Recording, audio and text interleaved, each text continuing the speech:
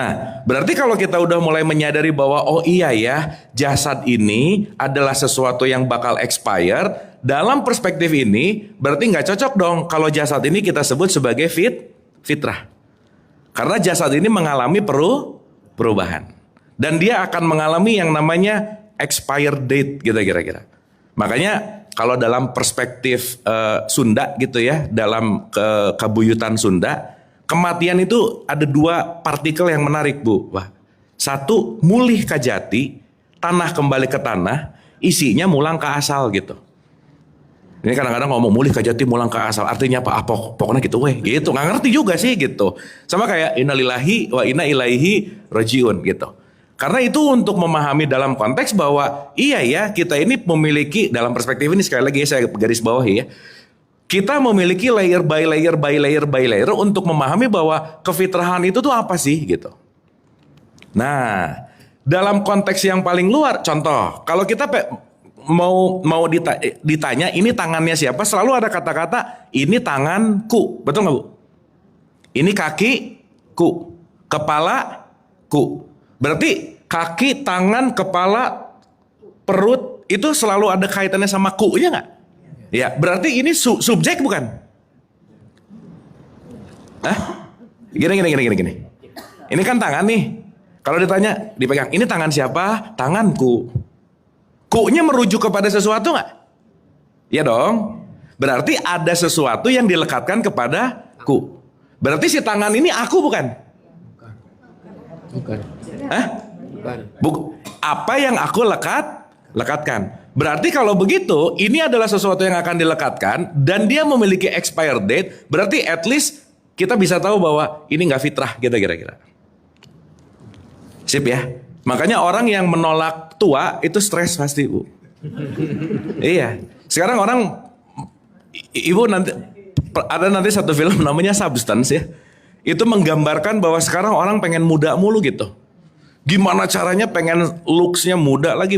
Ya nggak apa-apa juga sih.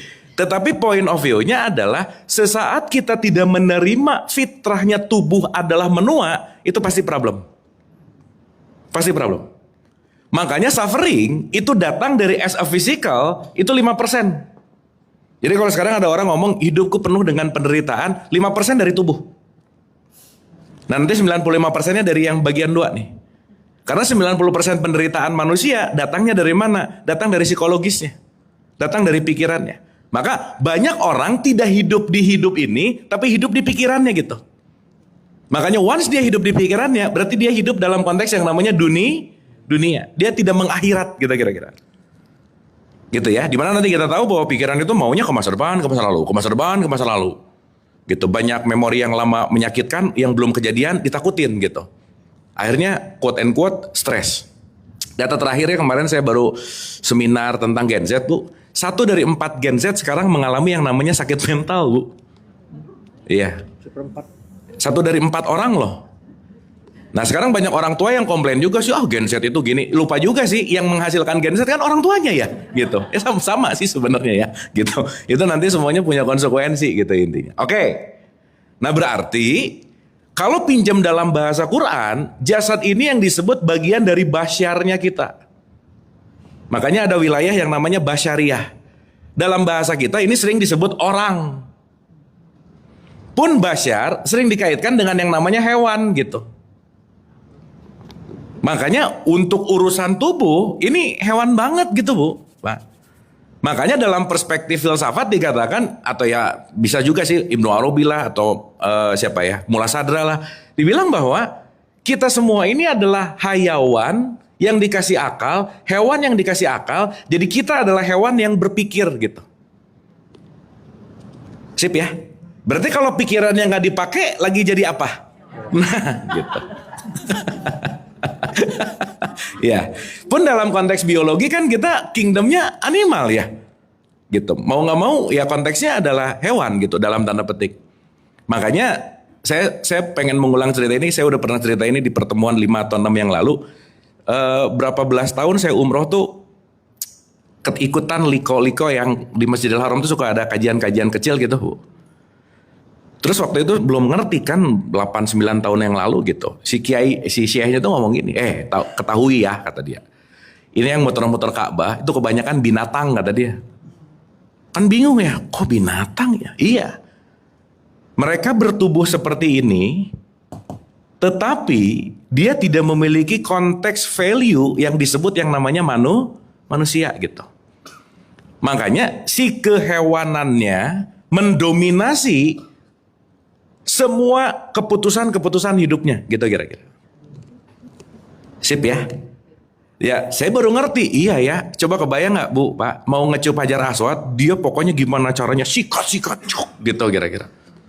Yang artinya balik lagi, banyak yang muter-muter itu gak ngerti untuk apa gitu. Makanya maaf ya, kenapa di awali Quran itu binatang ternak itu akan nurut sama yang ngasih makan, betul gak? Ya, jadi kalau urusannya sama yang ngasih makan, urusannya konteksnya hanya makan dan minum, urusannya hanya berbicara dalam konteks jasmaniahnya, ya berarti dia belum bisa transisi menuju esensi yang agak lebih dalam gitu. Makanya ibu bapak maaf banget ya, urusan hewani itu cuma ada 3 sih sebenarnya, makan, minum, reproduksi, udah gitu aja. Pokoknya urusannya makan, minum, reproduksi.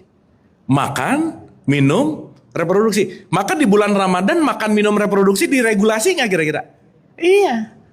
Supaya kita tidak terjebak hanya memenuhi fisiologis makan, minum, dan reproduksi, di mana 3-tiganya penting, yes. Inilah nanti yang disebut dengan yang namanya survival mode gitu.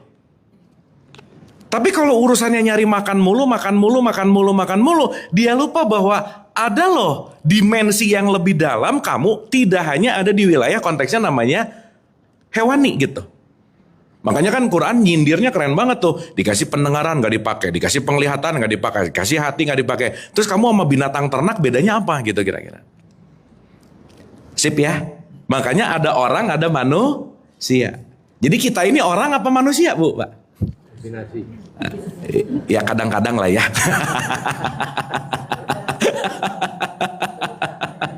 Ya, artinya dia cuma ngikutin sistem, dia cuma ngikutin apa yang ngasih makannya dia cuma ngikutin sesuatu yang tidak membuat changing gitu. Sip ya, makanya Nabi Muhammad itu kan diutus konteksnya apa? Memperbaiki akhlak, mengupdate tidak hanya dalam wilayah, ya mohon maaf ya kalau urusannya hanya untuk memperkaya diri, memakan aja, minum aja, gimana caranya safe buat dirinya sendiri. Berarti dia ya istilahnya masih ada di sistem rendah gitu kira-kira. Makanya ibu bapak maaf banget ya, maaf nih. Ilmu-ilmu ketuhanan susah kalau ngobrol sama orang lapar, udah gitu aja. Ya ininya belum diisi masalahnya gitu. Makanya kalau ininya kenyang, mikirnya tenang, gitu nggak Bu, Pak? Iya.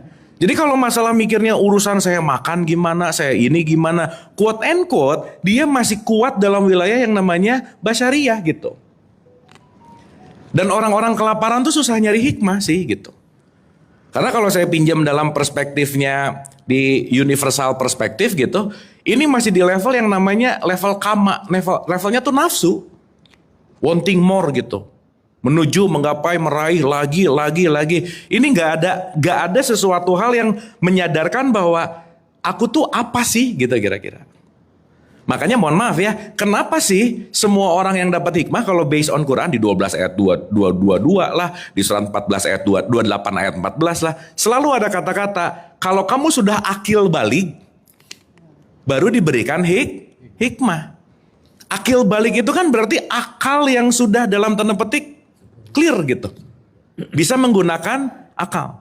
Makanya kalau masih ribet sama urusan perut, masih ribet sama urusan kama, masih ribet sama urusan nafsu, susah nih. Kita akan susah akan masuk ke level berikutnya gitu. Makanya kenapa kata kunci konteks di mana kita mau kembali ke fitrah, sadarilah tentang nafsu. Makanya kalau nafsunya masih menguasai kita, contoh aja, ibu bapak kita makan untuk hidup atau hidup untuk makan, yang mana Bu? Makan itu kebutuhan atau makan itu apa tuh? Jangan-jangan makan, minum sesuatu, itu bukan sesuatu kebutuhan gitu. Tapi didominasi oleh yang namanya nafsu. Didominasi oleh yang namanya ego gitu. Makanya sistem one-nya hidup itu manusia yang sifatnya hewan gitu. Gitu ya. Jadi nanti kita ngerti bahwa oh ya udah, kalau urusan makan minum reproduksinya belum beres, susah nih untuk naik atau susah nih untuk masuk ke dalam derajat gitu. Makanya zalikal kitabul la raiba fihi hudalil muttaqin yu'minuna bil ghaib. Yu'minuna bil ghaib. Orang yang takwa adalah orang yang beriman. Kita udah bahas iman ya Ibu Bapak ya. Satu, iman dia punya knowledge. Yang kedua, iman dia punya consciousness, kesadaran terhadap sesuatu yang gaib. Apa itu gaib? Ada dimensi yang lebih dalam loh gitu. Jadi gaib itu berbicara dalam konteks yang namanya dimensi. Oh iya ya, ternyata urusan hidup itu bukan urusan aku makan, aku minum, memuaskan keinginan, aku makan, aku minum, memuaskan keinginan. Maka visi misi kalau kita bicara dalam Quran, arsalnaka ila rahmatan lil alamin, semuanya. Makanya Nabi Muhammad tuh selalu mengatakan khairun nas anfa'uhum linas. Ujungnya apa? Manfaat gitu. Makanya salah satu sifat setan itu kan iblis itu satu tuh, sombong. Kenapa? Pokoknya aku gitu. Nah tapi kalau si akunya belum beres, ya susah nih untuk masuk ke wilayah-wilayah. Which is kalau kita bicara kesadaran, ketuhanan. Karena kenapa? Dasar basic fundamental hayawannya, basyariahnya, ya memang perlu dipenuhi dulu gitu kira-kira. Sampai sini oke Ibu Bapak? Aduh diem gini, ini oke ya? Jadi waktu kemarin puasa clear ya? Kenapa kita makan diatur, minum diatur, sexuality diatur gitu. Supaya kita tidak dipenjara oleh ini. Ibu Bapak jangan lupa ya. Dua hal yang menjadi faculty atau sesuatu yang paling profound yang diberikan Tuhan Allah semesta sama kita. Dua, itu disebut nomor satu memori. Yang kedua kita dikasih imajinasi. Kalau nggak ada memori, nggak ada alat rekam, nggak ada imajinasi, nggak ada hal-hal yang akan diciptakan gitu. Semua benda yang ada di ruangan ini, semua awalnya adanya di imajinasi, betul nggak Bu Pak? Iya. Semuanya. Karena begin with imagination gitu. Dan imajinasi ini adalah sesuatu yang diberikan top of the top yang Tuhan kasih. Kucing gak punya imajinasi Bu Pak. Aku nanti healing kemana ya? Gak ada Bu Pak. Pokoknya terserah dia. Urusannya dia makan selesai. Perutnya beres udah aja. Binatang tuh gak ada ini gitu. Anggapannya begitu supaya mudah. Nah justru sesaat dia tidak mengenal dirinya, sesaat dia gak ngerti dirinya, dua hal yang paling hebat yang diberikan Tuhan sama kita justru malah menyiksa diri kita gitu. So Ibu Bapak mohon maaf ya, ada gak orang yang tersisa oleh memorinya kasusnya udah 5-6 tahun yang lalu tapi masih sakit hati sampai sekarang? Ada gak begitu gak? Ya, iya sih.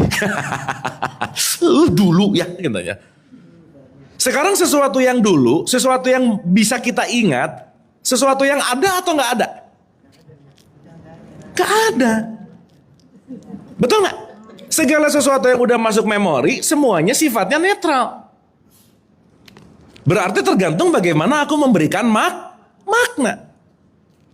Gitu. Jadi kalau sekarang disakiti sama 5 tahun yang lalu, 3 tahun dulu, sekarang masih sakit hati sama kejadian. Berarti kita disakiti oleh apa? Oleh jiwa kita sendiri. Psychological self kita sendiri. Jadi nggak ada yang menyakiti kita kecuali satu, physical 5%, psychological 95%. Nah, makanya ya kan kita udah punya preposisi ya Ibu Bapak. Maaf banget deh, bumi ini rumah sakit jiwa gede, udah gitu aja. Yang ada di bumi semuanya sakit jiwa sesuai kadarnya masing-masing. Jadi kalau Ibu Bapak ketemu orang nyebelin, disadari maklum. Sesama pasien, udah. Dia juga lagi belajar, saya juga lagi belajar gitu. Karena di sini kan PR kita belajar ya.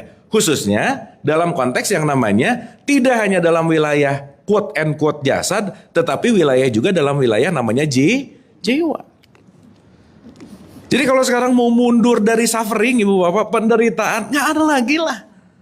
Penderitaan adalah sesuatu yang di masa lalu, penderitaan adalah sesuatu yang belum terjadi, hari ini udah sakit gitu.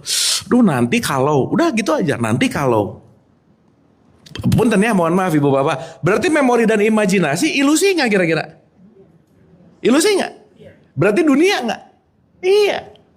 Jadi orang yang ini orang duniawi banget bukan masalah orang yang duitnya banyak, mobilnya bukan. Orang yang sering hidup di masa lalu, orang yang sering hidup di masa depan dan di masa lalu dan di masa depannya membuat dia menderita gitu. Kan kita udah pernah bahas ya Ibu Bapak. Semua masalah hidup datang cuman satu, apa yang aku pengen gak kejadian, udah gitu aja. Betul gak? Berarti urusan konteksnya fitrah nanti ujung-ujungnya di sini. Tauhid salah satunya, pemaknaan tauhid adalah keesaan adalah bagaimana aku menerima total yang namanya realitas. Makanya nanti kita akan mengerti bahwa semua bentuk apapun mau kita bicara dalam tradisi agama, dalam ritual, hanya melatih kita bagaimana caranya shifting dari level 1 ke level 2, ujungnya untuk menerima yang namanya realitas. Udah gak ada lagi Bu, Pak. Jadi maaf banget ya, puasa rajin, umroh rajin, sholat rajin, tapi kenyataan hidupnya ditolak terus gitu.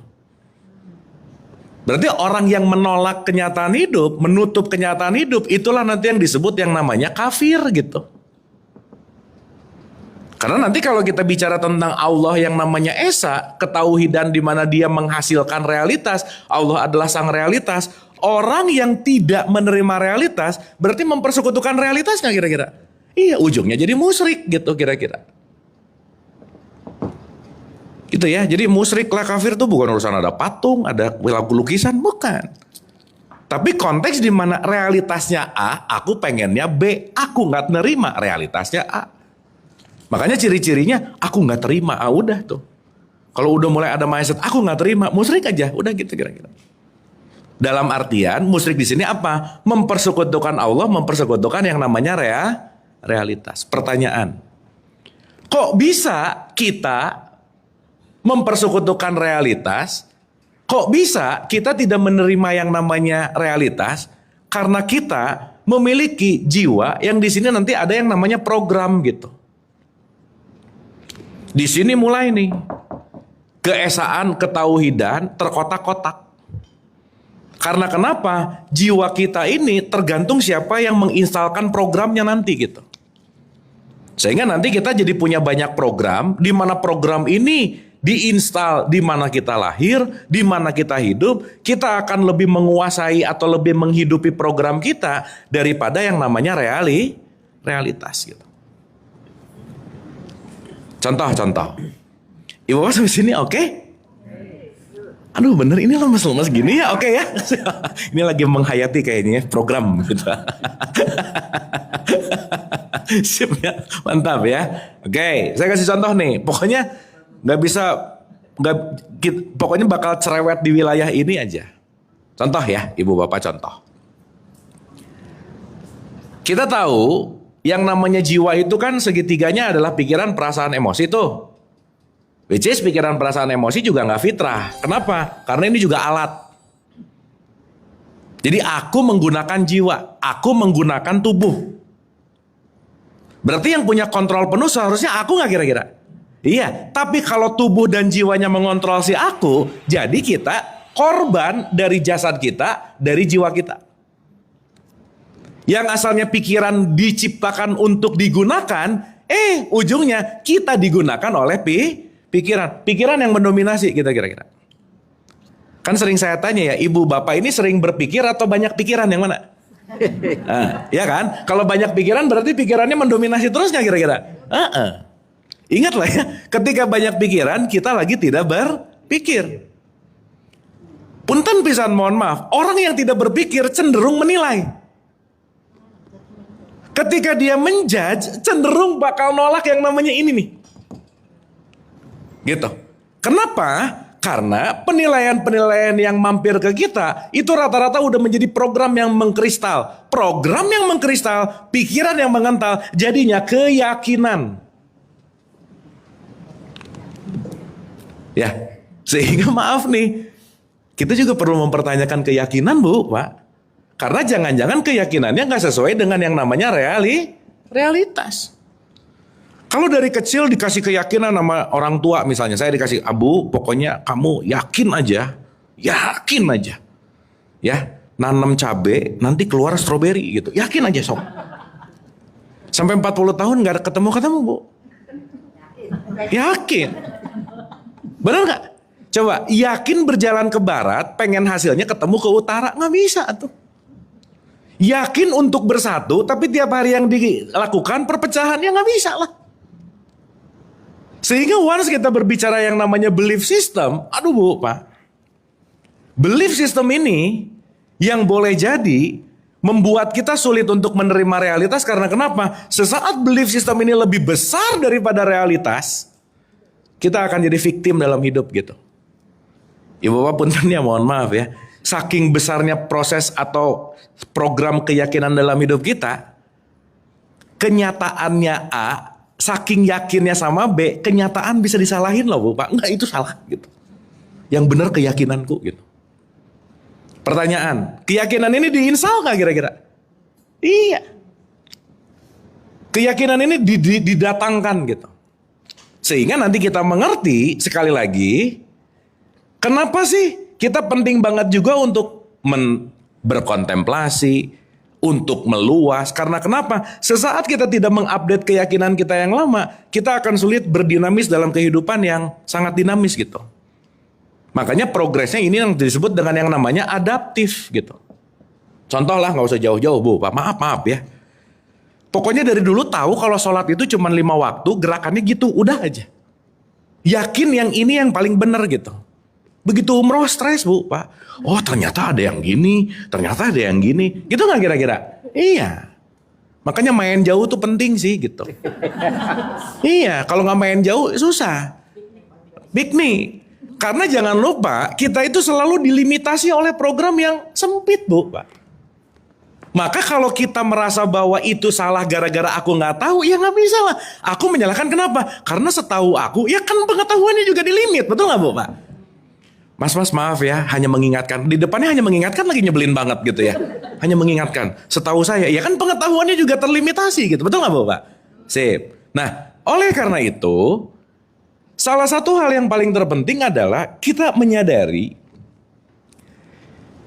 sesuatu yang sangat tidak terbatas, yang namanya fitrah tadi, yang namanya ruh lah apapun itu penamaannya, lagi masuk kepada penjara yang namanya program. Makanya sering disebut kita ini ada di dalam penjara dunia. Nah sekarang pertanyaannya, dunia kita sama gak Bu, Pak? Ih kok ragu-ragu jawabnya? Ibu Bapak, kita hidup di dunia atau hidup di bumi? Nah, ini kita seruangan ya. Tapi pola pikirnya beda-beda gak? Penangkapannya beda-beda gak? Iya, kita ini ada di tempat yang sama, tapi dunianya beda. Karena program kita beda-beda Bu. Sip ya? Sehingga kalau kita, maaf banget nih ya. Kalau kita nggak pernah meluaskan program bawaannya, bukan. Kalau kita tidak meluaskan program yang sudah terinstal sejak lama, kita tidak meluas gitu kira-kira. Makanya kenapa pentingnya kemenangan? Yuk menang dari kesempitan duniamu untuk menyadari bahwa hidup ini tuh luas banget gitu loh Bu, Pak. Karena orang yang sempit pasti limitasinya sempit, pasti aja. Gitu. Makanya kalau sempit pemikiran, sempit kesadaran, sempit yang namanya apapun konteksnya, kesempitan itu konteksnya dalam wilayah mana? Psikologik gitu. Sehingga kita terprogram gitu kira-kira. Berarti kan pertanyaan besarnya, dari program yang udah terinstal ini nih, perlu ada yang namanya perubahan. Saya sering kasih analogi sederhana bahwa setiap program yang udah terinstal melekat selekat-lekatnya, akhirnya jadinya habits gitu Bu. Ayo Ibu Bapak direnungkan. Sehari-hari memutuskan sesuatu dari habits atau dari beneran pengen? Habits 95%. Contoh. Tubuh fisik punya memori, jiwa juga punya memori nih. Nggak usah jauh-jauh lah. Tubuh fisik aja. Kalau orang udah melakukan hal yang sama diulang-ulang, dia jadi program tertentu yang kembali konteksnya namanya habits gitu. Bahkan dirinya nggak mau nih, si aku usernya nggak mau nih, Tapi kendaraannya udah terprogram seperti itu. Si user kadang-kadang takluk sama program gitu Bu Pak. Ya contoh lah, kalau udah kebiasaan ngelihat udah julid, mau gimana julid aja dulu gitu loh Bu Pak. Gitu. Padahal udah ngaji diulang-ulang, dilarang julid misalnya. Di program, dilarang julid. Tapi cuman karena tahu, tidak dilatih, habitsnya tetap pakai yang lama, maka kejulidan itu akan terus terjadi gitu kira-kira. Sip ya? Dan ini mungkin sangat relevan nih. Maaf banget nih, contoh. Kenapa minta maaf? Ini fakta sih ya, maaf ya itu ya kira-kira ya. Kalau orang, ini gampangan saya selalu mengambil analogi dari kenapa ada buku yang namanya Atomic Habits gitu ya. Start with 1%, lakukanlah perubahan dari yang kecil. Karena kalau kita tidak melakukan perubahan dari yang kecil, pengen yang gede, nggak bisa gitu.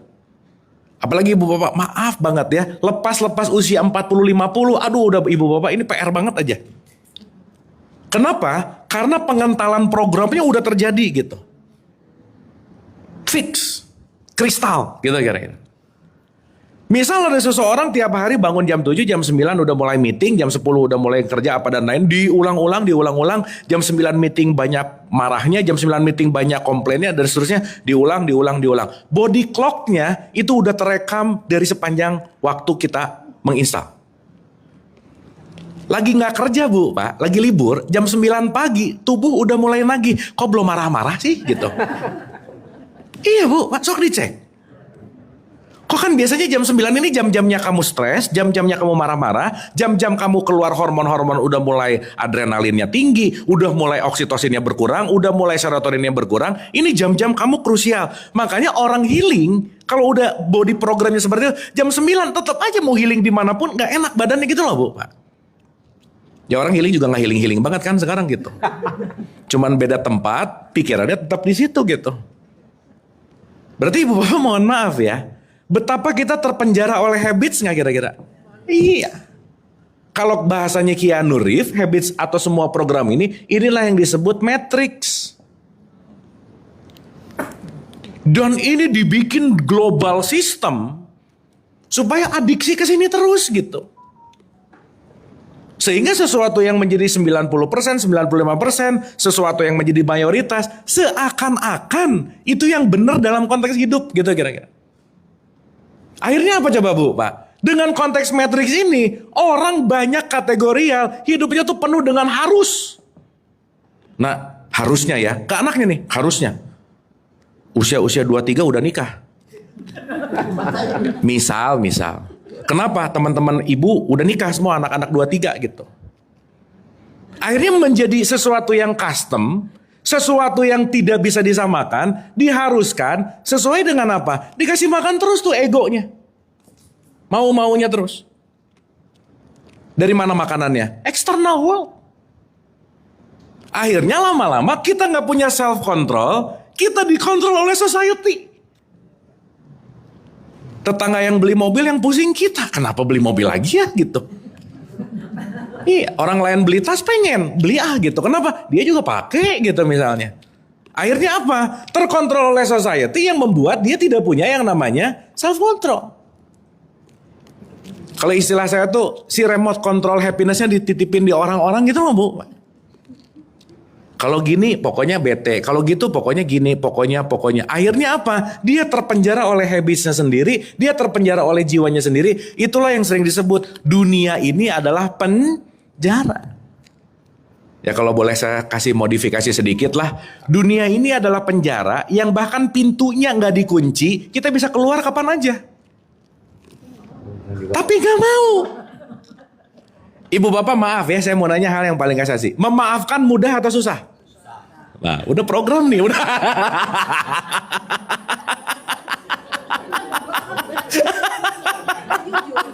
Iya bagus sih, benar jujur sih gitu. Tapi perasaan dari kajian pertama gitu mulu jawabannya gitu. Jujur sih, tapi nggak berubah gitu ya. Jujur tuh bagus Bu, tapi kalau nggak berubah ya susah gitu. Latihnya susah kan aku. Oke, pertanyaan. Melatih. Kita tahu ya ibu bapak bahwa kita semua ini adalah seesensi fitrah kita itu fisik bukan, Jiwa bukan. Kita tuh yang ujung di sini ini namanya adalah ruh. Ya supaya nggak terlalu ngeri lah ya. Kita sebut namanya kesadaran, the conscious one. Itu kita. Berarti seruangan ini conscious yang sama dengan kualitas jiwa yang berbeda, maka keputusannya pasti beda. Sip ya. Berarti pertanyaannya, si kesadaran ini, kalau dalam boleh pakai bahasa sederhananya, dia memberikan energi kepada jiwa kita sehingga nanti tubuh kita melakukan eksekusi gitu. Contoh. Di dalam diri kita berarti ada menu-menu jiwa, marah, benci, iri, dengki, julid. Ada nggak Bu Pak? Ada, sip. Sekarang si menu itu lagi ada nggak di jiwa? Detik ini? Ada. Tapi lagi muncul nggak? Enggak. Kenapa? Oh belum.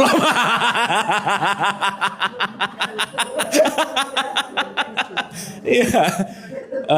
Hulk tuh, dia tuh kalau lagi santai udah. Tapi kalau muncul reaktifnya membesar. Betul nggak? Berarti pertanyaannya kalau kita sadar kita adalah sang energi, kita sadar adalah kita sang kesadaran, tergantung si kesadaran ini mau ngasih power ke menu jiwa kita yang mana, itu choice-nya kita sebenarnya. Ibu bapak sekarang detik ini nggak marah-marah, nggak bete, nggak julid. Kenapa? Karena area-area marah, bete, julid lagi nggak dikasih power ke situ. Betul nggak? Karena dia lagi dorman gitu, lagi idle gitu. Berarti semua orang ada kebenciannya nggak? Ada kemarahannya nggak? Tergantung benci marahnya sering dikasih power atau tidak gitu. Ya kalau yang gini-gini, ya kebanyakan udah bukan dikasih power, overpower masalahnya gitu. Dan yang menarik, si energi-energi untuk ngasih power ke wilayah-wilayah frekuensi-frekuensi jiwa yang rendah, itu justru malah otomatis gitu kira-kira. Sampai sini oke? Contoh. Kita ketemu orang nyebelin, sakit hati, bete. Tadi saya tanya, maaf susah nggak? Susah. Berarti kalau orang-orang yang susah memaafkan, dari power kesadarannya, jarang disuplai power ke kamar memaafkan gitu kira-kira. Berarti kamar memaafkannya gelap nggak kira-kira? Gelap. Kamar bencinya terang benderang. Kenapa? Overpower di satu kamar, tapi kekurangan power di kamar yang lain gitu.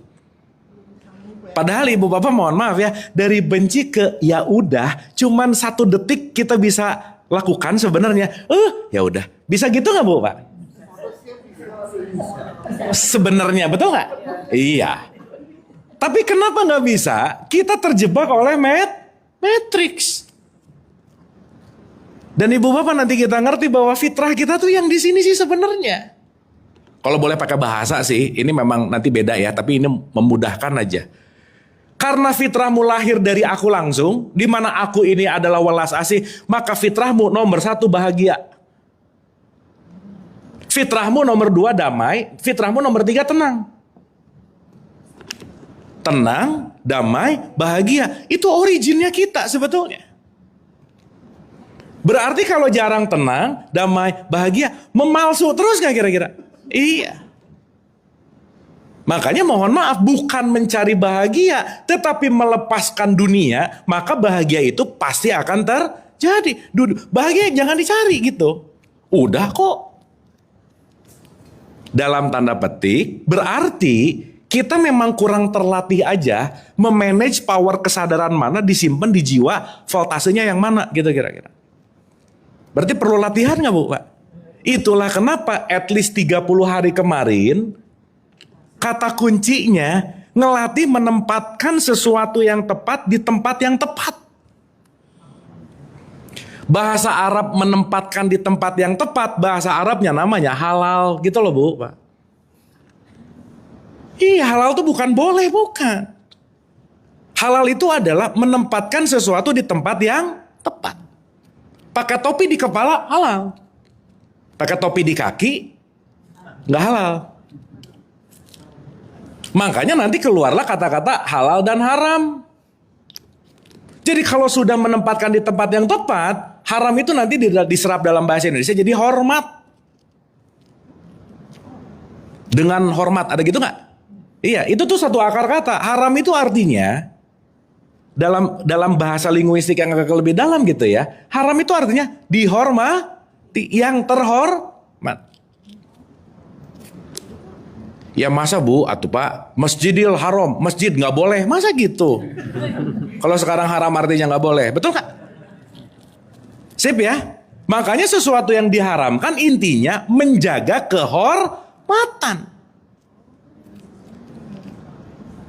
Clear ya? Sehingga menjaga kehormatan, at least kita dalam memberikan power kepada semua menu jiwa ada gap, di mana gap inilah kenapa kita dikasih yang namanya akal. Ya Bapak, fungsi akal buat apa? Itu mah otak. Fungsi akal untuk membedakan. Ibu Bapak bisa bedain ini whiteboard, ini spidol karena punya akal. Makanya kita dikasih pikiran. Fungsi pikiran apa sih? Membelah. Tapi kebijaksanaan menyatukan. Jadi kalau mau detailing perlu pikiran, tapi mempersatukan perlu kebijaksanaan. Nah, orang yang pikirannya tajam banget, ngebelah terus, susah bersatu akhirnya gitu. Makanya output dari semua konteks apapun, ketika kita masuk di wilayah di sini, inilah nanti yang disebut yang namanya wisdom. Makanya kembali ke fitrah itu adalah kembali kamu menang dari habit selamamu, kamu menang dari cara berpikir lamamu, kamu menang dari sesuatu yang kamu lakukan secara otomatis lamamu, kamu menjadi sesuatu yang baru gitu loh Bu, Pak. Baru disebut hari kemenangan. Kenapa? Yes, yang kemarin kita bahas, sadar. Kan kita tahu ya puasa itu dipanggil oleh hilal. Hilal itu adalah hilal itu adalah kebiasaan buruk, anggap aja begitu. Makanya kenapa? Hai orang-orang yang beriman, maaf ya, yang disuruh puasa nggak semuanya loh Bu, Pak. Wahai jiwa-jiwa yang terpanggil. Yang memanggilnya siapa? Awas ya Bapak Allah, dipanggil Allah mati ya tuh ya. Ini ada, yang manggil Allah mati dong, itu bukan. Yang memanggilnya adalah habits. Oh iya ya, kenapa aku tuh komplain mulu? Circle pertemananku tuh toksik gitu. Ketemu pertemanan ini toksik, ketemu ini toksik. Lama-lama dia disadari, oh ternyata yang toksik saya gitu Bu. Misalkan dia mulai sadar, dia tuh pelit gitu. Nah, hilal tuh. Aduh, Ibu Bapak jangan lupa, nggak ada turunan pelit nggak? Jadi nggak bisa, aku tuh emang keturunan pelit sih, nggak ada Bu. Pelit itu dibiasakan, ingat habits. Diprogram gitu. Makanya si sejati yang namanya fitrah begitu berojol ke di rahim ibu keluar jadi anak, suka nggak suka, mau nggak mau, dia akan mengambil nilai dari keluarga yang terdekat. Mau nggak mau. Berarti begitu nilai itu dia ambil, kefitrahannya jadi terkotak nggak Bu Pak? Nah gitu. Makanya kita jangan gampang nyalahin, jangan gampang gimana. Karena kenapa? Setiap orang punya nilai beda-beda kok gitu. Justru kalau 4913 itu dibilang, kamu aku ciptakan berbeda-beda, bersuku-suku, berbangsa-bangsa untuk saling kenal, mengenal. Oh ada nilai gini ya, oh ada nilai gini ya, oh ada nilai gini ya gitu. Nah sekarang karena si ego ini tinggi, nilai yang merasa kita satu nilai berkumpul tuh, jadi satu geng gitu kira-kira. Akhirnya ini juga datang dari mana?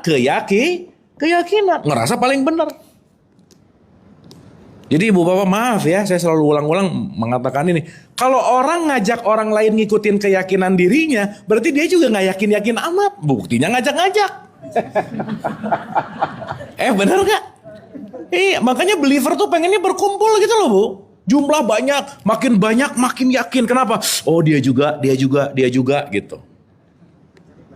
Kenapa? Ya karena dia mengikuti konteks yang namanya majority gitu. Makanya dia khawatir banget sama yang berbeda. Khawatir banget. Beda dikit bid'ah, beda dikit kafir, beda dikit sesat gitu misalnya. Kenapa? Karena terlimitasi oleh sesuatu program dengan nilai yang udah terkotak gitu kira-kira. Mau gak mau kita akan ketemu dengan narasi ilmu. Narasi ilmu namanya agama. Betul gak Bu Pak? Contoh. Supaya kita ada dalam wilayah kesadaran terus, Nabi Muhammad kasih yang namanya jurus. Jurusnya namanya niat. Dah, itu aja Bu. Makanya di tradisi Islam mau ngapa-ngapain ada doanya. Sampai ngaca ada doanya. Ke toilet ada doanya. Supaya apa? Beneran dilakukan dengan niat. Means dilakukan dengan sengaja. Kalau dilakukan dengan sengaja berarti program atau kesadaran. Sip. Sok ibu bapak sehari-hari banyak pakai niat, banyak nggak pakai niat. Berarti di sini kan. Niatnya beli 1 pulang 10. Ya 9-nya di sini. Loh ibu bapak mohon maaf ya, sholat aja belum tentu niat loh. Betul nggak? Karena jangan-jangan sholat itu udah mulai program dari kecil. Kalau udah Allahu Akbar set langsung cek-cek otomatis wudhu, langsung cek-cek Allahu Akbar. Allahu Akbar, rakaat 2, rakaat 3 udah diulang-ulang terus. Assalamualaikum, selesai. Makanya kenapa ya ayyuhalladzina amanu, hai orang-orang yang terpanggil. Kalau terpanggil pasti sengaja melakukannya, pasti ikhlas di dalamnya. Contoh. Ibu bapak kalau habis sholat zuhur, asar itu terasa ringan lega nggak kira-kira? Ada yang lepas gitu nggak kira-kira? Ya. Kalau jawabannya iya, berarti waktu sholatnya berat banget. Aduh, berat. Masuk sholat beres. Berarti dilakukan, didorong oleh yang namanya keberatan, keharusan. Yang di sini nih. Tapi bukan consciousness gitu inti. Sip ya? Sehingga matriks ini jadi beranak pinak jadi yang namanya dogma dan doktrin. Selesai udah. Pokoknya, harusnya, katanya dari dulu juga. Dari dulu juga, pokoknya begini, pokoknya begitu. Akhirnya kita hidup di mana? Di dunia terus tuh. Yang di kecil, yang terkotak, takut gitu kira-kira. Nah makanya kalau kita ngomongin niat itu sengaja kan? Iya. Kan ibu bapak maaf ya, jadi orang Islam banyak yang gak niat sih, gak sengaja orang langsung tiba-tiba Islam. Jadi nggak ada usaha ya. Iya. Kayak saya aja gak usah jauh-jauh. Begitu lahir ibu saya langsung nempelin Islam ya, Tuhannya Allah, ini lebih ya. Gak milih perasaan gitu. Betul gak? Berarti jadi Islam niat gak kira-kira? Iya, berarti masuknya ke dalam matrix. Makanya orang yang convert dari non-Islam menjadi Islam secara religion, ilmu Islamnya lebih dalam loh Bu, Pak.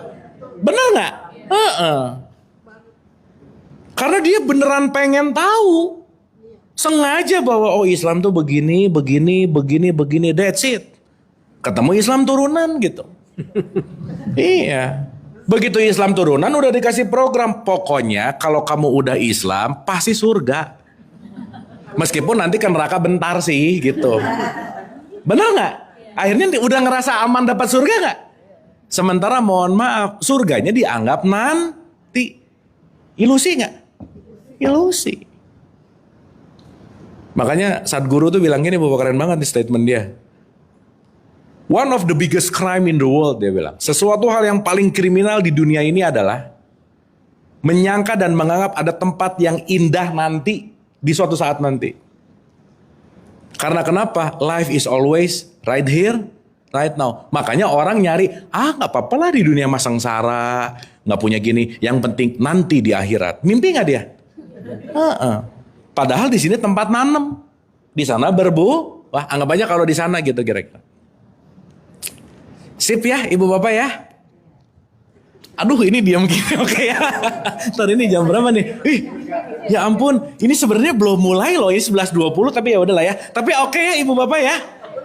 Sip ya. Kan kemarin saya dapat berita bahwa nanti besok-besok mau bahas tentang tauhid nih gitu. Jadi ini kita spill dulu dikit gitu bahwa tauhid itu bukan urusan religion, bukan. Tauhid itu bukan urusan sholat, bukan.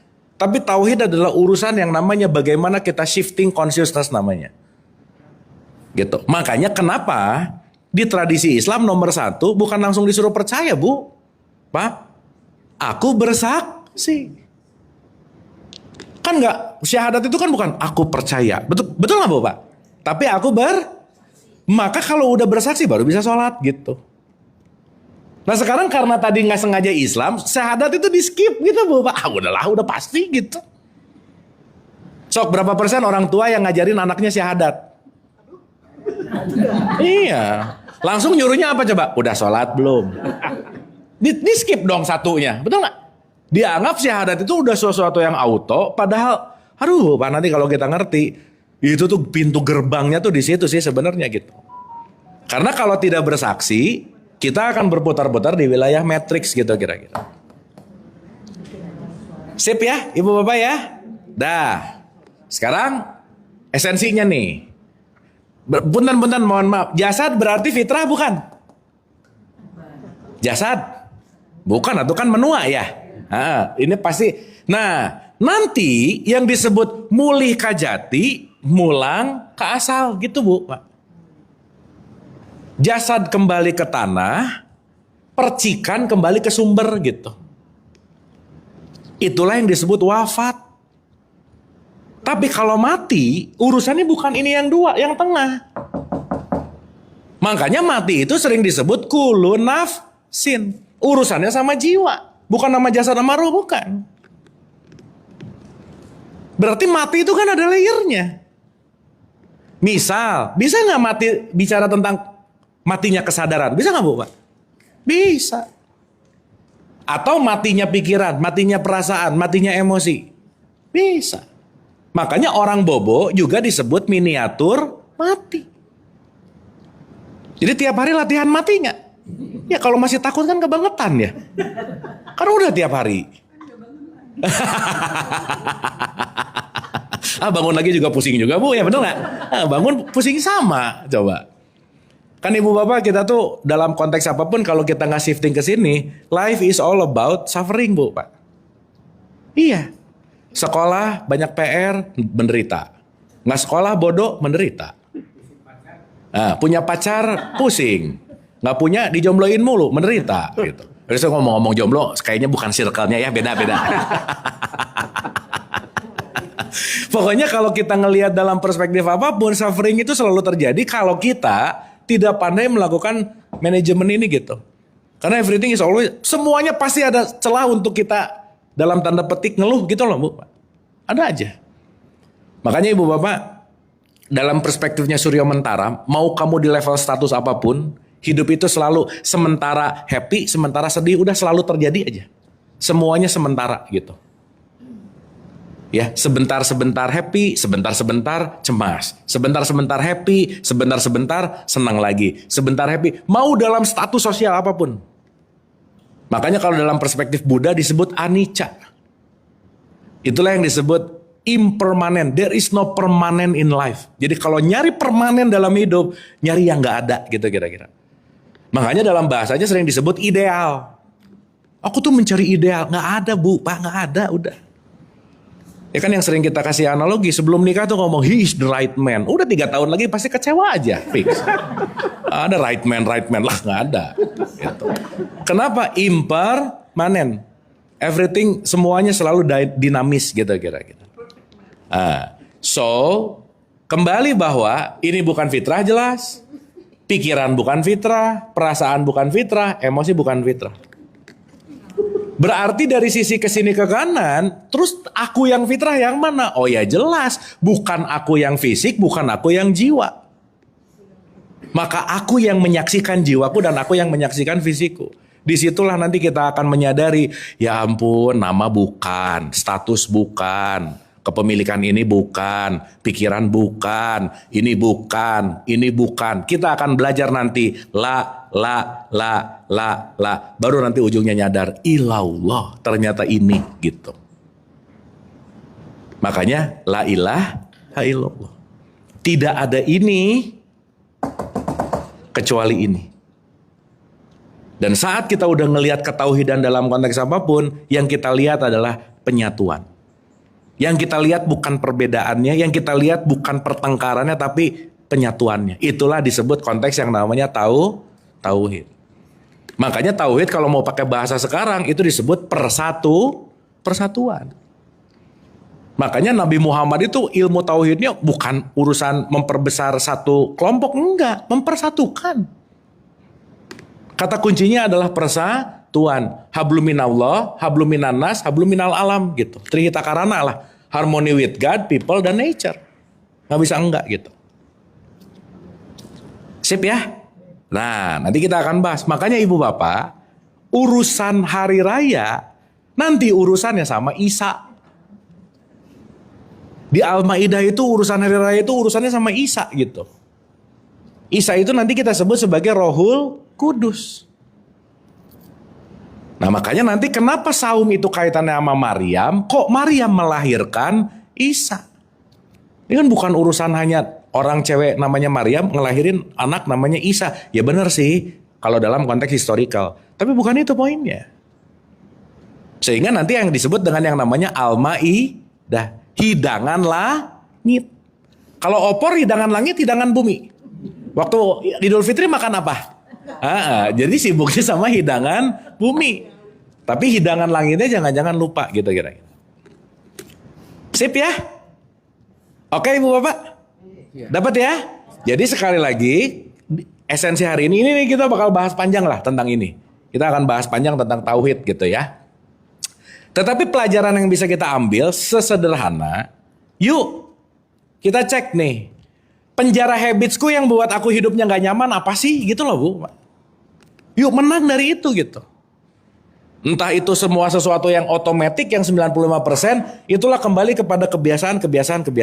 Intinya adalah jangan terpenjara oleh dunia, bebaskan diri dari dunia. Makanya nanti kita akan ngerti Ibu Bapak, Islam salah satu artinya adalah liberate. Bebas. To freedom. Artinya, membebaskan diri dari matriks program yang sudah mengontrol diri kita. Kan Ibu Bapak kalau udah terkontrolnya dalam tanda petik akut, di dalamnya tuh pengen berubah, tapi aduh akut. Nah gitu tuh. Kenapa? Karena memori tubuh, memori pikiran, memori semua konteks yang namanya jiwa selalu mengontrol kita gitu.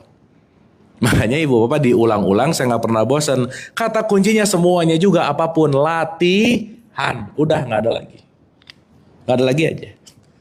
Karena once terlatih, kita akan melepaskan diri kita yang lama. So, kita gak bisa membandingkan siapapun. Mari kita bandingkan, aku 3 tahun lalu gimana ya? Aku 2 tahun lalu gimana ya? Kalau tadi ditanya, maafin susah gak? Susah, oke, coba ditakar. Sekarang susahnya 80%. Mungkin minggu depan, jadi 79, lumayan 1% gitu. Oh nanti 76, lepas, dah. Jadi become new self. Itulah konteks yang namanya menang dan kembali kepada yang namanya fitrah gitu. Oke Ibu Bapak, sip ya. Jadi kalau waktu puasa kemarin makan tertata, sekarang jangan acak-acakan banget gitu. Minum oke. Waktu di bulan Ramadan pada dermawan gitu. Kalau balik lagi ke habit lama di Syawal, pelit lagi jangan atuh Bu. Gitu. Waktu bulan Ramadan mau marah mikir-mikir, aduh lagi puasa nih gitu. Makanya kenapa ada Syawal coba Bu Pak? Puasa Syawal tuh iming-imingnya dahsyat loh. Barang siapa yang berpuasa di Syawal sama dengan 1 tahun puasa, gitu nggak? Ya. Iya, iming-imingnya kan oke itu. Artinya itu untuk membuat habits kita itu prolong, artinya apa? Ya udah 30 plus 6 lah gitu. Ditambah. Nanti maintenance-nya Senin Kemis. Ditambah lagi puasa tengah bulan gitu. Untuk apa? Semuanya kata kuncinya apa? Breaking old habits. Sekali lagi Bapak, nggak ada yang nolong kita. Bisa nolong kita kalau habits kita nggak berubah, nggak bisa aja. Mau datang kemana? Mau gimana pun nggak bisa. Kenapa? Karena dia akan jadi program bawaan yang akan mengontrol kita. Nah, nanti pertanyaan Quran tuh gini, apakah kamu mau mengikuti setan atau mau mengikuti Allah gitu kira-kira? Kamu mau ngikutin kebiasaan lama atau mau melakukan dalam kondisi sadar? That's your choice. Jadi semuanya adalah pilihan. Nah, semoga Idul Fitri kemarin sekali lagi bukan hanya tradisi yang diulang, tapi kontemplasi untuk menyadari bahwa that's it. Saya mulai besok mau merubah 1% aja apapun yang dirasa gak nyaman. Dan itu akan terjadi dalam konteks yang namanya perpetual. Pengulangan. Makanya ayat Quran diulang-ulang. Rokaat diulang-ulang. Karena pengulangan itu sebetulnya reprogramming matrix supaya kita kembali kepada the true source yang disebut dengan yang namanya fitrah itu. Hatur nuhun, saya kembalikan dulu ke Bapak moderator. Mangga Pak. Terima kasih. Tepuk tangan untuk Kang Abu. Ya, tepuk tangannya lemas ya. Ya, jadi Kang Abu sudah menjelaskan esensi kemenangan Idul Fitri adalah dengan berlatih untuk merubah kebiasaan yang terprogram yang sudah mengkristal menjadi kebiasaan. Kita harus kembali ke fitrah kita yang sejati, adalah kesadaran sejati. Terima kasih Kang Abu. Silakan teman-teman yang ingin bertanya atau mau perdalam. Mangga Ibu.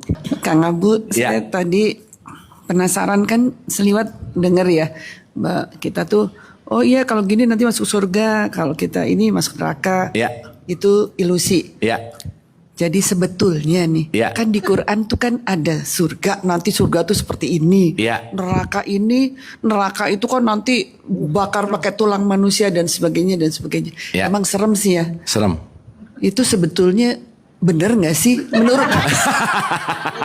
Aduh maaf ini di Quran loh. Nggak, cuman maksudnya itu penalarannya apakah itu benar?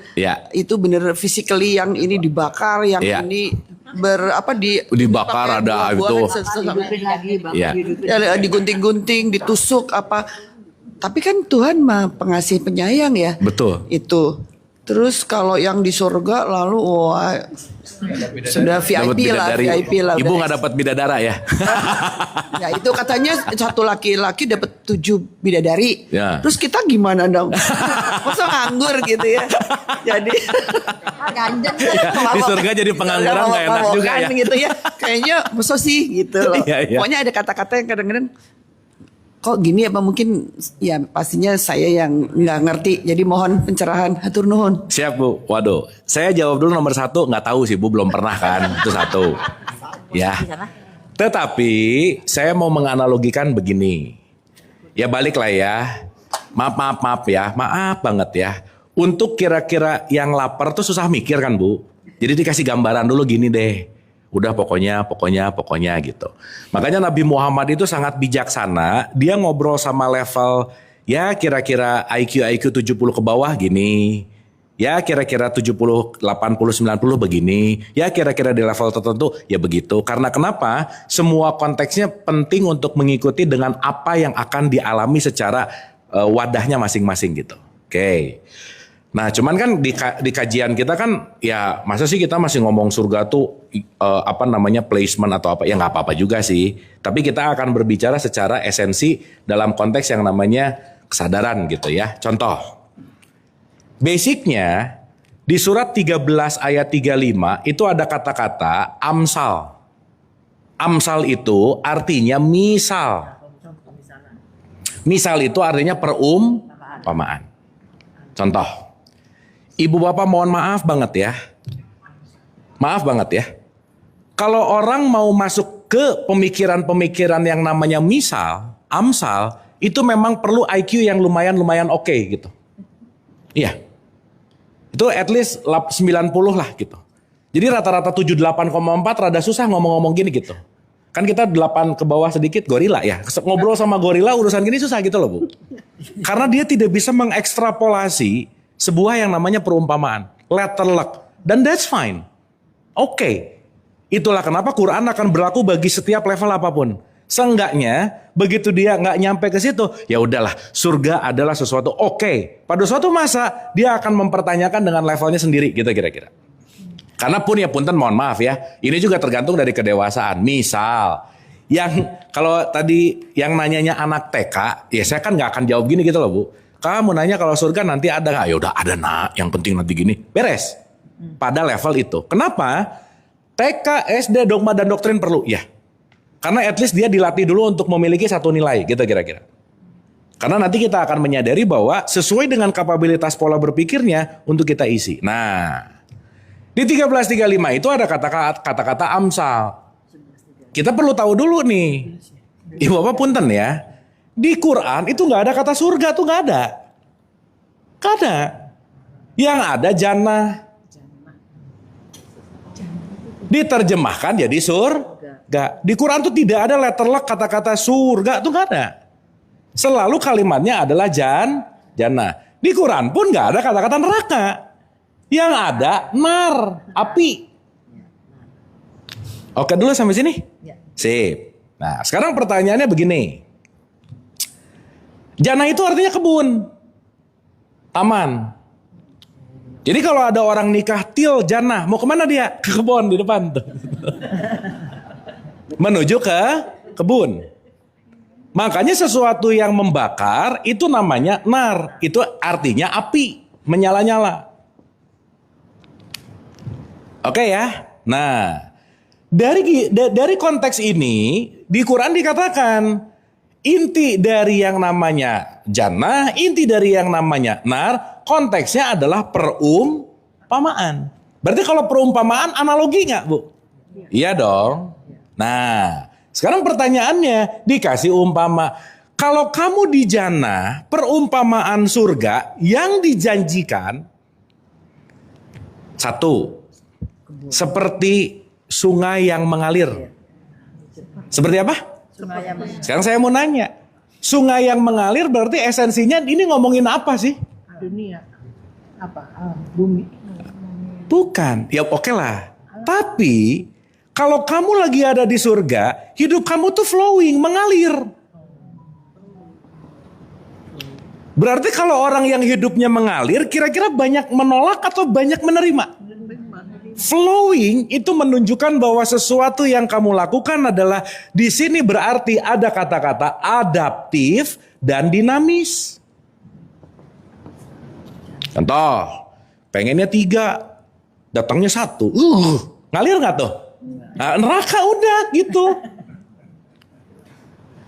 Berarti sesuatu yang tidak mengalir, sesuatu yang tertahan, udah airnya jadi nggak fresh, udah airnya jadi nggak bening. Artinya apa? Concern dalam yang namanya pengaliran ini diumpamakan seperti kalau kamu punya taman, kalau kamu pengen punya kupu-kupu, jangan capek-capek nyari kupu-kupu lari-lari, bersihin tamannya, beresin tamannya, kupu-kupu datang gitu kira-kira. Nah, wajar nggak pada saat itu yang dipakai perumpamaan jannah? Wajar nggak, Bu, Pak? Wajar. Kenapa? Waktu itu taman nggak ada. Panas. Kira-kira semua orang merindukan, menginginkan taman nggak? Iya. Makanya begitu dikata jannah, air mengalir, tumbuhan. Aduh enak ya kalau gitu. Berarti orang-orang sekitar pengen nggak situasi seperti itu? Iya, makanya ini menjadi very good marketing gitu pada saat itu. Untuk mengajak gitu loh, Bu. Tapi lain cerita. Punten mohon maaf, kalau Nabi Muhammad lahir di Lembang, Bu. Ini ngomongin orang Lembang nih. Orang Lembang dikasih, kalau kamu ikut tauhid ya, nanti kamu dikasih taman, dikasih air mengalir. Nggak tertarik dia. Toh seueur di dia gitu. Ngapain harus nunggu nanti, ya banyak gitu. Ya nggak? Makanya kenapa ini mengikuti kalau kita bicara dalam konteks yang namanya, ya kalau ngomongin epistemologi gitu ya, dalam pemaknaan seharusnya ngikutin dengan culture setempat gitu loh, Bu. Ya bidadari lah, apa kan waktu itu, ya punten ya kan saya pernah cerita. Satu laki-laki Arab itu bisa punya istri 50, Bu. Iya, 50 tuh sedikit loh. Karena kalau ngomongin historical dalam konteks yang namanya, aduh gimana ya bahasanya ya, patriarki, perempuan di masyarakat Arab waktu itu kan nggak dianggap manusia. Coy, Bu, sampai ada pertanyaan, kalau perempuan harus ibadah nggak? Aneh nggak? Kenapa coba? Kan bukan manusia, ngapain ibadah? Coba sampai gitu. Saking patriarkinya, means itu juga udah menjadi culture subconscious culture, betul. Kata kuncinya ada di situ gitu. Nah, di 1106 ini makin keren lagi nih. Saya bacain ya, Bu, supaya clear. Sampai sini oke ya? Oke. Nah, maaf ya. Orang yang agak malas mikir lebih dalam, capek mikir gini, Bu, nggak kena dia. Udah gitu. Pasti. Makanya kenapa kalau kita ngomongin Amsal, kenapa Quran selalu mengatakan tatafakarun takilun, hanya untuk orang-orang yang berakal. Contoh nih. Surat 11 ayat 106 ya. Banyak sih ayatnya, cuman ini contoh yang paling simple. 11 106.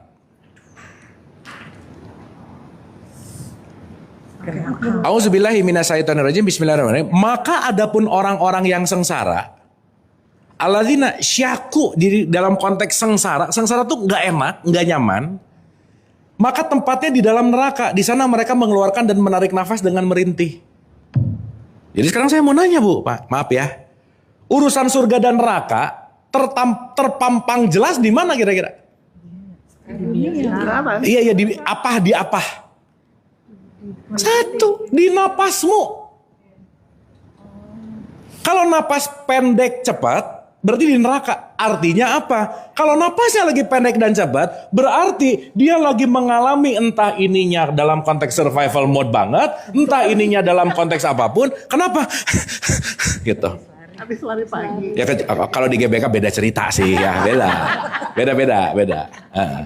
Berarti orang-orang di GBK yang napasnya pendek di neraka dong, jangan. Nanti Pak Halim nggak mau ke GBK lagi. Paham ya?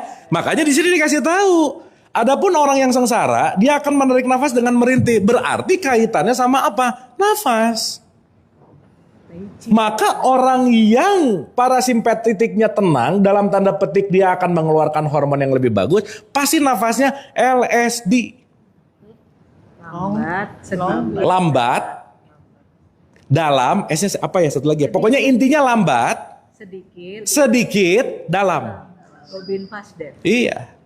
Jadi orang yang banyak boros nafas Bu, Pak, boros cepat mati sih sebenarnya. Iya, kenapa?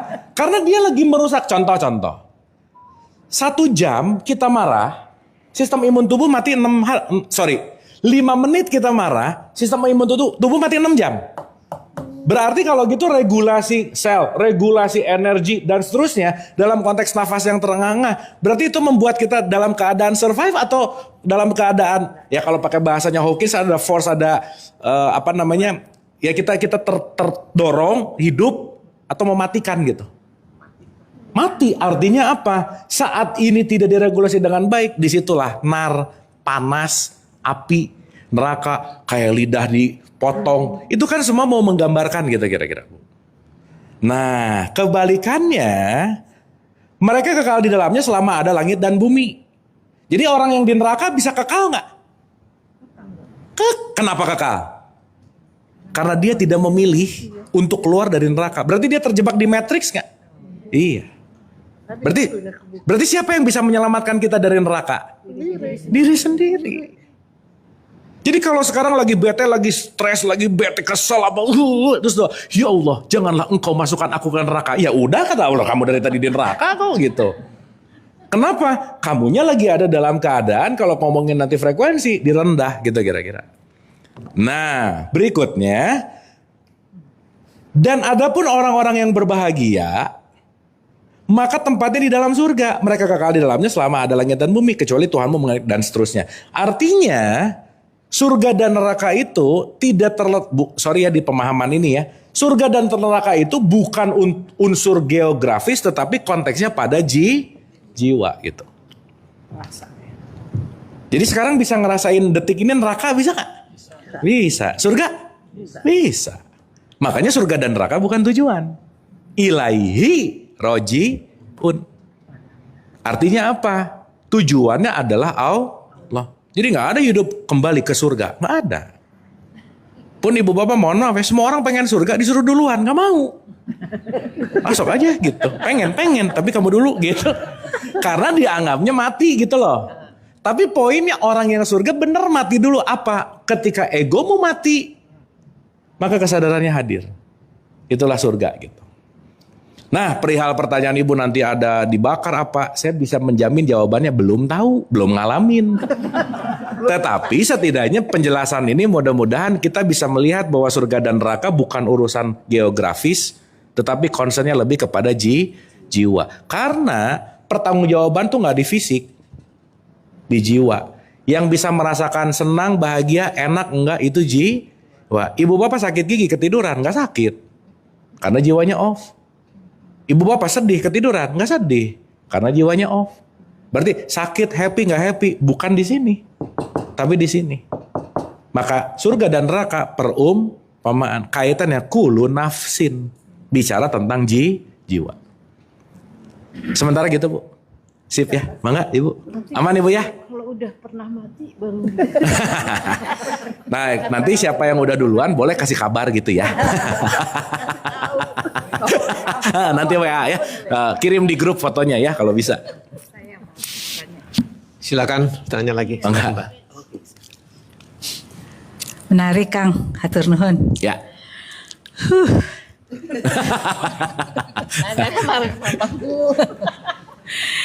Iya, jadi wondering nih Kang, adakah ayat di Quran yang menjelaskan, jadi kita dikirim ke dunia yang penuh dengan paradoks seperti ini gitu ya, badannya binatang, tapi pikirannya manusia gitu ya, dikasih akal.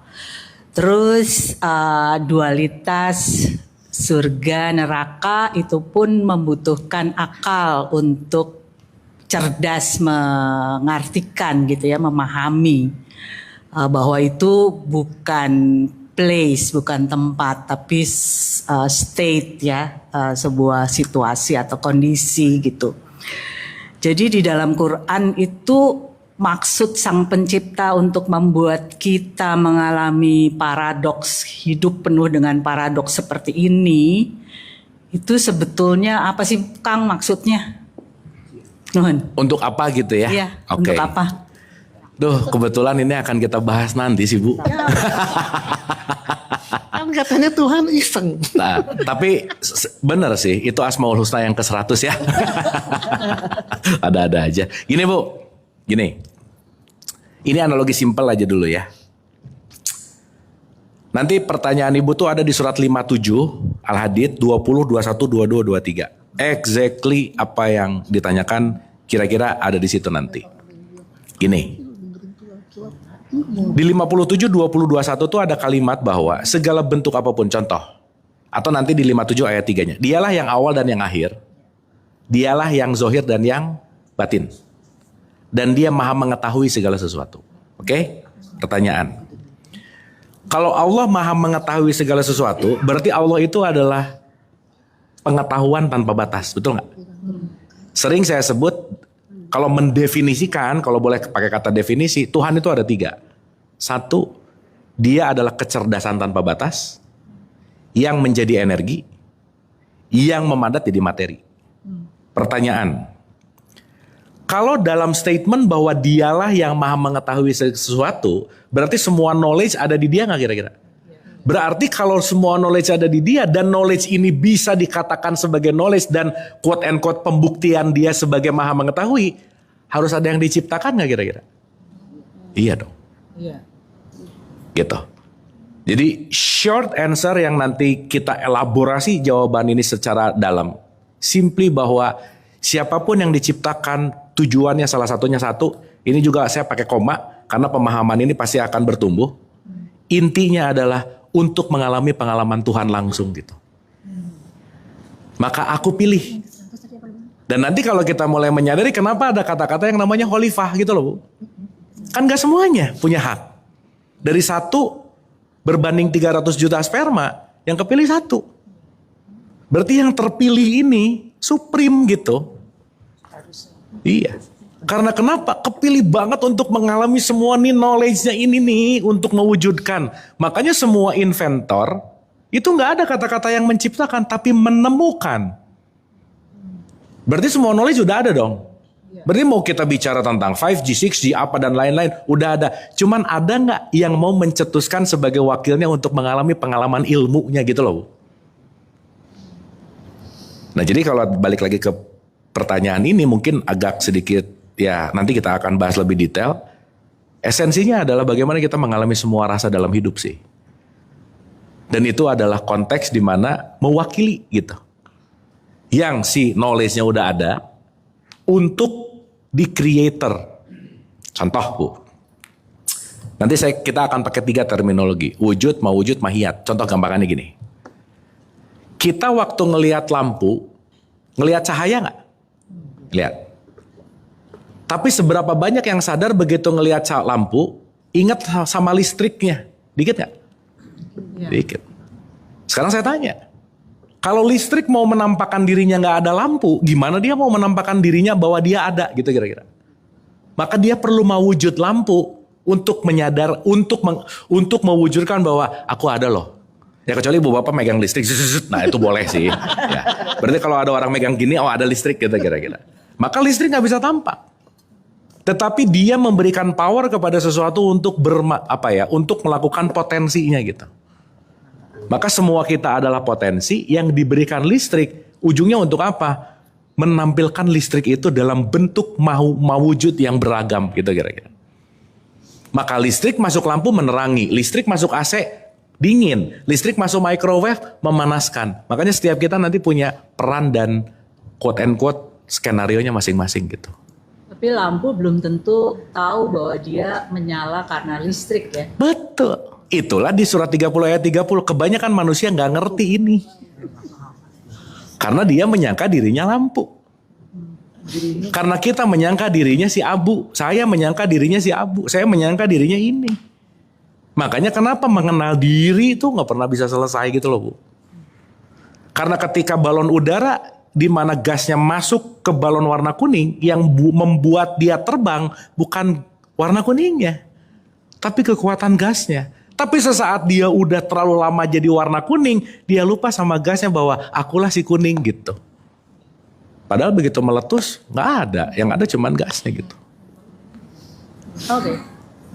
Thank you. Sementara ya, ini sementara ya. Nanti kita dalamin di 6 pertemuan yang akan datang. Bu tenang. Iya. Kan ada silabus. Oke, thank you Kang. Hatur nuhun. Silakan kalau ada yang lain. Siap tadi.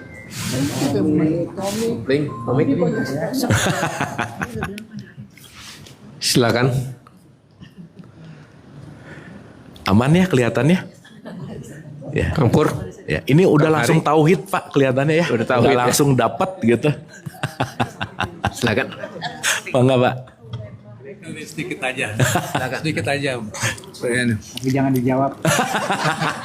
Pertanyaannya dikit jadi nggak usah dijawab ya Pak. Assalamualaikum warahmatullahi wabarakatuh. Salam warahmatullahi. Gini Kang Abu, kan kita selalu bilang bahwa Allah tuh dekat, Ya. bahkan lebih dekat dari urat lehermu gitu kan. Tapi kok agak sulit kita ketemu sama dia, dan mendingan ketemu sama Tomik yang ada di luar gitu. Lebih gampang. Dan orang tuh cari Tuhannya tuh di luar, Ya. ke dalam. Itu satu. Kedua, ini masalah tauhid lagi ya. Ini bukan pertanyaan sih, cuman ini mungkin mengantar yang itu, yang mungkin nanti bisa dibahas. Allahu ahad, ahad tuh kan Esa. tunggal, Ya, Esa, tunggal. Esa. Kok ada kita? Ketika esensinya, loh, jadi kok ada gua? Padahal dia ahad. Jadi akhirnya lama-lama kita berpikir, yang goib Tuhannya apa kitanya? Mestinya kan kita, kan dia selalu ada gitu, selalu ada dari awal sampai dari akhir gitu. Kita kan tiba-tiba aja nongol gitu. Kalau misalnya ini jagat gitu, kosong semuanya, yang ada cuma dia. Ada tapi kan nggak kelihatan gitu. Tiba-tiba ada apa namanya planet. Tiba-tiba ada orang gitu. Dari mana dia datangnya itu kalau bukan dari dia sendiri? Tuh. Bagian dari dia kan itu. Dan dia tuh bukan jadi bagian dari dia terus lepas gitu. Nah ini dia di sana terus Tuhannya di sini gitu. Jadi di situ juga, jadi Tuhan itu menjadi sang planet itu, menjadi sang planet itu kan. Kalau kita balik ke kitanya, dia tuh menjadi kitanya gitu. Kita itu adalah, sorry ya, bukan saya bilang kita jadi Tuhan gitu ya, tapi kitanya hilang, kitanya tuh hilang gitu. Yang ada dia gitu. Itu ya. Jadi kan kita bilang bahwa oh dari tanah juga. Waktu itu planet tuh dari mana kalau misalnya itu nggak ada tanah tuh, bagaimana dia bikinnya gitu? Tuh. Iya kan Kang Abu. Nah itu yang bikin hidup ini tenang. Jadi karena kita tidak bertanggung jawab terhadap itu. Tuh. Yang bertanggung jawab kan hanya Gusti Allah terhadap Gusti Allah aja sendiri. Tuh. Itu yang bikin hidup ini tenang. Jadi makanya rambut hitam walaupun dicat gitu.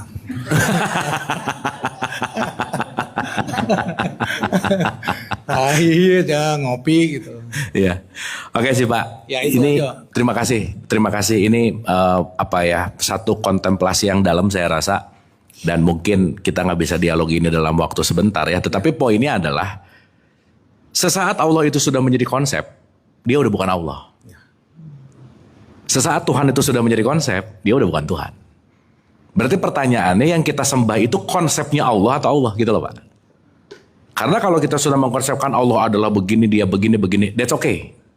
Dalam ranah konteks yang tadi saya cerita, memang perlu divisualkan dulu, perlu didefinisikan dan lain. Tapi pada puncak dari semua puncak, kalau ke Nabi Muhammad ditanya, la sautin wala harfun, udah nggak bisa dijelaskan, udah nggak bisa diucapkan, Nggak ada iman lagi. udah nggak ada sesuatu apapun. Betul Pak?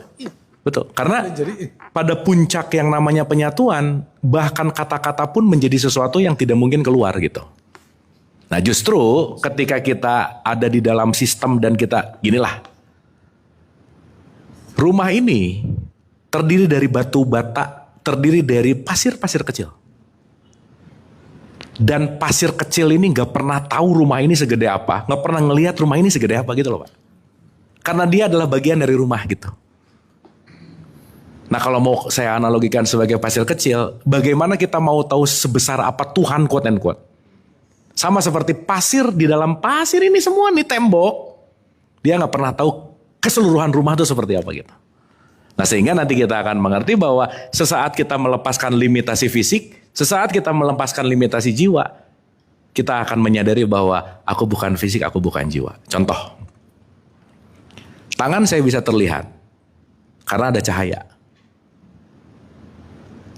Cahaya tanpa ada fisik, dia tidak akan memantulkan.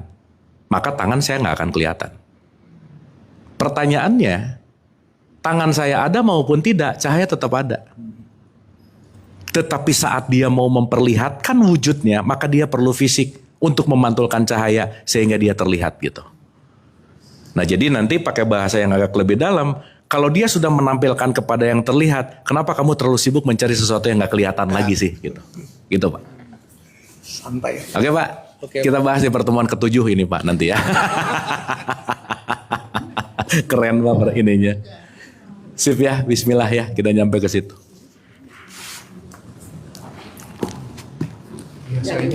Silakan ada. Cukup kayaknya kita udah zuhur ya. Iya, sip. Mati kan. Oh iya, punten atuh Pak. Waktunya menjelang zuhur. Kayaknya boleh kita tutup kalau memang ada pertanyaan lain, mungkin satu aja. Kalau tidak ada, kita tutup. Terima kasih Kang Abu, nanti kita tutup dengan doa sebelum kita bubar. Terima kasih. Assalamualaikum warahmatullahi wabarakatuh. Waalaikumsalam warahmatullahi. Kita tepuk tangan dulu. Terima kasih Ibu dan Bapak. Very great season ya, sesi yang keren, sesi yang asik, sesi yang menyenangkan, kelas yang menumbuhkan dan hatur nuhun. Sebelum kita zuhur, ada baiknya kita hening dulu sejenak. Al-Hadiniyah, Al-Fatihah, Auzubillah.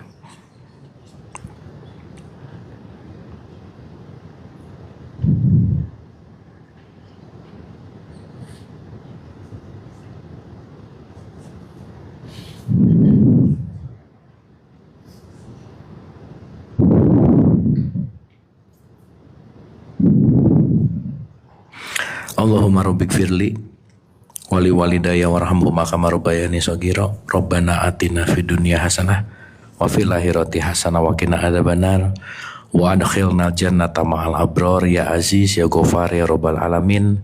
Subhana rabbika rabbil izzati amma yasifun wa salamun alal mursalin walhamdulillahi rabbil alamin. Amin amin ya Allah ya rabbal alamin. Ibu bapak hatur nuhun, ibu bapak sehat-sehat selalu dan bahagia. Nuhun wabillahi taufiq walhidayah. Assalamualaikum warahmatullahi wabarakatuh.